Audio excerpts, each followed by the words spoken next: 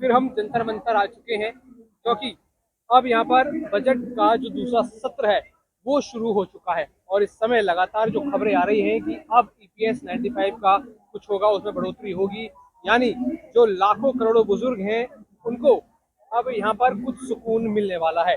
लेकिन ये कितना सच कितना झूठ है, इसका पर्दाफाश आज हम करेंगे कि आखिर बजट में होता क्या है, उनको मिलता क्या है, और क्या मात्र ये बजट ही है क्या जो ईपीएस को बढ़ा सकती है, या फिर इसके लिए अलग से कोई स्कीम निकल सकती है। क्योंकि अब तक जो नहीं सोचा, क्या वो अब ये जो सरकार है वो सोचने वाली है। सर, आपका बहुत बहुत स्वागत है। अब ये बजट की बात चल रही है, अब लगातार खबरें आ गई हैं कि इसमें खुशखबरी मिलेगी। खुशखबरी, ये खुशखबरी का सच झूठ है क्या? देखिए, बजट जो है वो पूरी तरीके से, जो बजट के दो हिस्से होते हैं, एक पहला सत्र होता है, एक दूसरा सत्र होता है। पहले सत्र में जो बजट था उसमें कोई खबर आई नहीं थी। एक खबर थी कि ईपीएस को फंड एलोकेट हुआ था, ईपीएस 95 स्कीम के लिए, जो हर साल होता है। लगभग 11,000 करोड़ के करीब वो पैसा हो गया है। अब इस पे चर्चा होगी बजट सत्र पे, और बहुत सारी चीजें होंगी, क्योंकि ये मनी बिल होता है, तो इसके लिए अब कोई अपोज तो कर नहीं सकता। तो जो भी बजट है वो अब पारित हो जाएगा। बाकी और भी बहुत सारे मुद्दे हैं जिन पर इस सत्र में चर्चा होने वाली है, लेकिन बजट वाला जो मुद्दा है वो अभी डाउन हो गया है। लेकिन अभी इस सत्र में क्या कर सकते हैं, इस सत्र में लगातार बहुत सारी पार्टियां पेंशन के लिए आवाज उठाती रही हैं, लेकिन वो पार्टियों को छोटे लीडर उठाते रहे हैं। हमारी हम तो ये कहते हैं कि हम तो अपील करेंगे आपके चैनल के माध्यम से, अन्य चैनलों के माध्यम से, कि राहुल गांधी जी, श्री अखिलेश यादव जी बड़े नेता हैं, ये ईपीएस 95 की आवाज को पुरजोर तरीके से सदन में उठाएं और सरकार को घेरें। अगर ये सरकार को नहीं घेर पाते हैं तो फिर बहुत मुश्किल है कि इस सत्र के अंदर कुछ अच्छी खबर मिले क्योंकि सरकार अभी कोई अच्छी खबर देने के मूड में है नहीं। सरकार के पास मैंने पिछले एक वीडियो में, आपके ही वीडियो में शायद मैंने बताया था कि किस तरीके से फंड की कमी तो है नहीं। ईपीएफओ के पास 25 लाख करोड़ के करीब दोनों फंड मिला के है, वो ईपीएस 95 का और जो प्रोविडेंट फंड है उसका, इतना इन्वेस्टेड है और हर साल आ रहा है। 7 करोड़ से ज्यादा लोग वो कर रहे हैं, उसके अंदर कंट्रीब्यूट कर रहे हैं। तो अगर दिल्ली में बीजेपी सरकार महिलाओं के लिए 5,000 करोड़ रुपए, दिल्ली कितना कितना बड़ा राज्य है मुझे बताइए। दिल्ली में 1 करोड़ की आबादी मान लो, और 1 करोड़ की आबादी में भी 50 लाख के करीब महिलाएं हैं, और उनके लिए एक छोटे से राज्य, जो दिल्ली का सबसे छोटा सा राज्य भी पूरा नहीं है, वहां 5,000 करोड़ रुपया आप दे रहे हो। 28 राज्य हैं, पूरे 28 तो राज्य और केंद्र शासित प्रदेश है।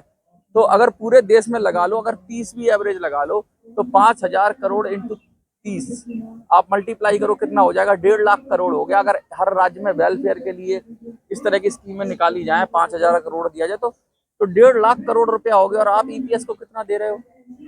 10,000 11,000 करोड़ रुपया। तो 1.5 लाख करोड़ रुपया, मतलब 10 गुना पैसा तो वैसे ही लग रहा है कि अगर आपकी विल हो, जहाँ विल है, जहाँ कहने देने की इच्छा है, वहीं पे आपको रास्ता मिलेगा।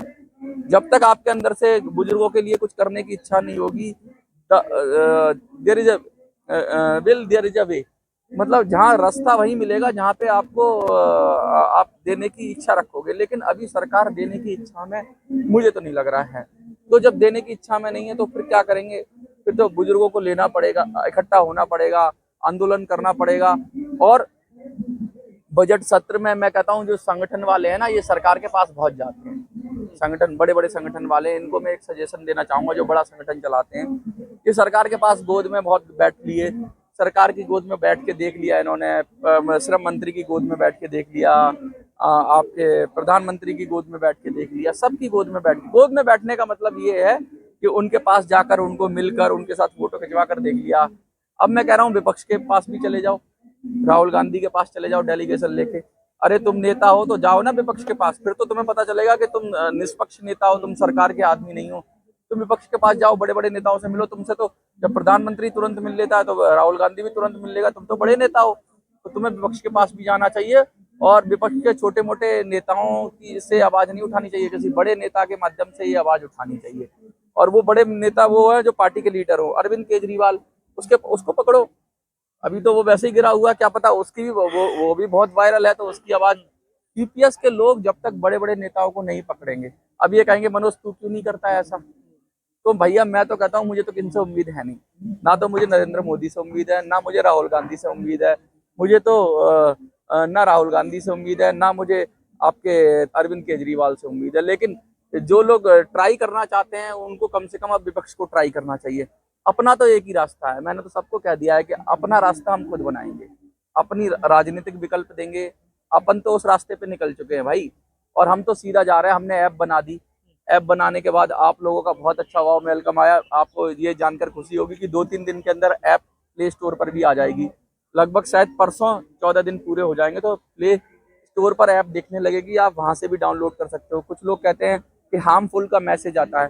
चक्कर क्या है कि जब तक प्ले स्टोर पर ऐप नहीं होगी तब तक अगर कोई गूगल पे डाउनलोड करेगा तो उसमें दिस एप्लीकेशन इज हार्मफुल दिखा रहा है। बहुत सारे लोगों ने डाउनलोड कर लिया है, रजिस्टर्ड कर लिया है, लेकिन उनके साथ दिक्कत ये हो रही है कि उन्होंने ऐप के अंदर जाकर अपनी डिटेल पूरी नहीं भरी है। तो माई प्रोफाइल में जाइए, मैं फिर से रिक्वेस्ट करता हूँ आपसे, बहुत सारे लोगों ने डाउनलोड किया है, माई प्रोफाइल में जाइए, अपनी लोकसभा और विधानसभा जरूर भरिए, क्योंकि जिससे हमें पता चल जाए कि आप कहाँ से हो। तो जब आप रजिस्टर्ड करते हो तो आप थोड़ी सी इन्फॉर्मेशन देते हो, लेकिन जब आप अंदर जाओगे तो वहाँ पे एक ऑप्शन है माई प्रोफाइल, उसके अंदर आप अपनी लोकसभा, विधानसभा और जी जो डिटेल है, रिक्वायर्ड डिटेल, वो जरूर भर दीजिए, जिससे उम्र, जिससे हमें अपडेट हो जाए कि कौन है, यंग लोग हैं, बुजुर्ग लोग हैं, कौन लोग हैं। और दूसरा ये कि मैं चाहता हूँ कि इतने सारे लोग रजिस्टर्ड कर रहे हैं, बहुत लगभग 100 के करीब लोग ऐसे हैं जिन्होंने अब ऐप में रजिस्टर्ड कर लिया। ज़्यादा नहीं किया, लेकिन 100 लोगों ने अभी डाउनलोड कर लिया है। तो मैं ये मुझे लेकिन बहुत कम है ये। तो आपको क्या लगता है, 100 लोग, अगर 100 लोग ये जिन्होंने डाउनलोड किए ये लोग लग जाएं और उसमें ऐड न्यू मेंबर बनाने का वो है, तो जब तक ज़्यादा से ज़्यादा लोगों के पास हम नहीं पहुंच पाएंगे तब तक कैसे काम चलेगा। तो मैं ये उम्मीद करता हूँ कि ये आने वाले 2-3 दिनों के अंदर ये आंकड़ा, जब तक प्ले स्टोर पर ऐप आए, 1000 पार हो जाना चाहिए। ये छोटा सा मैं इनको काम दे रहा हूँ, जितने लोग हैं जिन्होंने ऐप पे, वो नए मेंबर जानते ही होंगे, वो अपने संगठन में जुड़े होंगे, कहीं जानते हैं नए मेंबर। तो जो लोग ऐप नहीं चला सकते उनका रजिस्ट्रेशन कर दें ऐप के माध्यम से, तो हमारी संख्या बढ़ जाए। हम कम से कम 1-2 हजार, 4 हजार, 5 हजार, और ज्यादा नहीं, अगर 10 हजार लोग भी अगर हमारे ऐप पर आ गए तो फिर मैं एक बड़ा आपकी खुशखबरी दूंगा, बड़ा ऐलान करूंगा। लेकिन उससे पहले मैं तो यही कर रहा हूँ कि कम से कम मैं भी तो देखूँ कि कितने लोग सच में सक्रिय हो पा रहे हैं, ऐप पर आ जाएं या कहीं पर आ जाएं, जिससे मुझे भी कॉन्फिडेंस आना चाहिए। मैं अपना अगला कदम कब उठाऊंगा, मैं अगला कदम तब उठाऊंगा जब आप लोग मेरे को वहां से यस करोगे, आप लोग मेरे को सहयोग करोगे, आप लोग ऐप पर आओगे, आप लोग वहां पर नए लोगों को जोड़ोगे। ज्यादा लोग हो जाएंगे तो मुझे भी कॉन्फिडेंस आएगा। 100 लोगों को लेकर मैं लड़ाई नहीं लड़ सकता, 100 लोग आ गए हैं, 100 लोगों को लेकर लड़ाई नहीं लड़ सकता। तो मुझे चाहिए कि आप कितने ज्यादा से ज्यादा आते हो। अगर 1000 आ जाते हो 3-4 दिन के अंदर, तो फिर मैं आगे की प्रक्रिया, जो पार्टी की बात हमारी है, उस पर हम विचार क्या कर ही देंगे। सब कुछ तैयार बैठा है, मैं तो सब चीजें तैयार हूँ। देर पेंशनर की तरफ से, मेरी तरफ से कोई देर नहीं है। मैं तो झंडा गाड़ के तैयार बैठा हूँ। मैंने जो अपना कमिटमेंट किया वो दे दिया। अब आपका कमिटमेंट है कि आप लोग कितनी जल्दी जुड़ते हो चलिए, मेरे। आप तो तैयार हैं, लेकिन जो इस बार जो बजट होगा दूसरा सत्र है, वो तैयार है कि कुछ सुकून देगा वो जो पेंशन उसको? गलत तो नहीं बोलना चाहिए, मुझे तो कुछ नहीं लगता कि इसमें कोई सुकून आएगा पेंशनर को। लेकिन क्या करूं, जब नहीं आ रहा तभी तो हम तो है कौन जो सुकून वाली बात फैलाते रहते हैं? वो सुकून मिलेगा, ये मिलेगा, वो मिलेगा, मिलता कुछ नहीं। वो फैलाते रहते हैं। क्या कर, पेंशनर भी क्या अच्छी खबर सुनना चाहता है। कहते हैं ना, जब नहीं, एक अच्छी होनी चाहिए कि सच्ची होनी चाहिए? सच्ची से मतलब नहीं है, वो कह रहे हैं कि भाई दिल बहलाने के लिए गालिब ख्याल अच्छा है। तो ख्यालों की दुनिया में कुछ लोग हैं और उन ख्यालों को बेचा जा रहा है, ख्वाबों को बेचा जा रहा है। लेकिन ख्वाबों से हर हकीकत परे है ये दुनिया। तो मैं ये कहना चाहता हूँ कि ये दुनिया बिल्कुल अलग है, इसमें ख्वाब नहीं चलते, इसमें हकीकत चलती है। और जो हकीकत को अपनाएंगे वो मेरे साथ आ जाएंगे, और ख्वाब की तो कोई सीमा नहीं। कोई सीमा नहीं है, फिर उसमें कोई कोई वो नहीं है। अभी भी मुझे लगता है पेंशन का आंदोलन सिर्फ ख्वाबों में ही चल रहा है, कहीं कोई इन नेताओं ने कॉन्क्रीट प्रयास नहीं किया है। और ये डर भी रहे हैं कि कहीं ख्वाब ना तोड़ दें। मैं ये ख्वाब को तोड़ने की कोशिश कर रहा हूँ, जिससे सच्चाई के धरातल पर आएंगे तो कुछ हमें आगे को रास्ता मिलेगा। बस इतना ही कहना चाहता हूँ मैं, और सब लोगों से अपील करना चाहता हूँ कि नए मेंबर बनाओ भाइयों। 1000 कम से कम पूरा करो, 100 से काम नहीं चलेगा। 1000 लोग, अगर आपने 1000 पूरा कर दिया तो मैं आपको एक खुशखबरी दूंगा। मैं वादा करता हूं कि मैं कुछ आपको पॉजिटिव न्यूज दूंगा। अब टेंशन से रिलेटेड ना हो, लेकिन हम क्या करने वाले हैं उससे रिलेटेड एक खुशखबरी दूंगा। तो मैं दूंगा खुशखबरी, और ये नकली वाली खुशखबरी नहीं, कम से कम कॉन्क्रीट खुशखबरी, ख्वाब वाली खुशखबरी नहीं, असली काम करने वाली मतलब खुशखबरी। बात होगी, अच्छी भी होगी, लेकिन बात ये सच्ची भी होगी जो यहाँ पर होने वाली, जो कि मनोज जी ने कहा है कि बड़ी घोषणा वो करने वाले। तो देखेंगे घोषणा क्या होगी। अच्छा, ये एक चीज और मैं कहना चाहूँ, आप कमेंट में सारे लोग आपको अगर सचमुच खुशखबरी चाहिए तो ऐप तो आपको डाउनलोड करनी है, साथ में कमेंट में लिखना है मुझे चाहिए खुशखबरी। ये लिख दोगे तो हमें पता लग जाएगा कि सचमुच आप सचमुच हमारे साथ जुड़ना चाहते हैं और संघर्ष करना चाहते हैं। अन्य लोगों को भी मैं जोड़ रहा हूँ, अन्य ग्रुपों को भी जोड़ रहा हूँ। पेंशन के मुद्दे से ही हम राजनीतिक विकल्प नहीं बना सकते, हमें बहुत सारी शक्तियां चाहिए होंगी, उन पे भी मैं प्रयास कर रहा हूँ। लेकिन मेरे दिल में, हृदय में जो सबसे बड़ा आदर है ना, हमने पहले ही कहा हम अपने बुजुर्गों को सबसे पहले रोटी देते हैं, तो सबसे पहला कोई काम मैं करूंगा ना तो पेंशन का करूंगा। मैं कितना कहीं अगर मैं शक्तिशाली हुआ, ताकतवर हुआ, तो मेरे जहन में सबसे पहले आपको आपका हक और अधिकार दिलाने की बात है। कोई दूसरी बात होगी वो दूसरे नंबर पे होगी, पहले नंबर पे पेंशनर है मेरे लिए, वही प्रायोरिटी है।